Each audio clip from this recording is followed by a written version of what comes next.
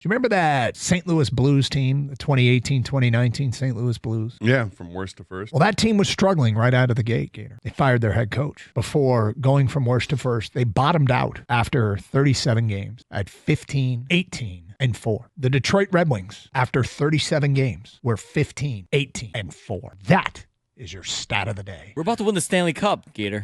That St. Louis team through 54 games was 27-22-5. This Red Wing team is 28-21-5. We're actually on a hotter pace than that St. Louis team was that went from worst to first and went on to win the Stanley Cup. Is it deja vu? I don't know. They got a long way to go, but they weren't the worst team in hockey when they started to turn it around. And a team that was worse than this, playing worse than this, did turn it around and won a Stanley Cup. The point is it can be done. And there's a lot of similarities in terms of the parallels between this Detroit team and that St. Louis team. I am starting to love the thought of this team making noise in the postseason. No, they have played very well. It's great to see they're doing it in front of the goaltender, and I thought this was going to be the area of improvement in the offseason. When they traded for Talbot, I thought that's an upgrade. For me, the reason to be excited is that the young players are really starting to play better minutes out there. I mean, Marco Kasper looks like he's fantastic on that first line. The younger guys, at least on the team, are showing up, and you kind of rejuvenating what they have with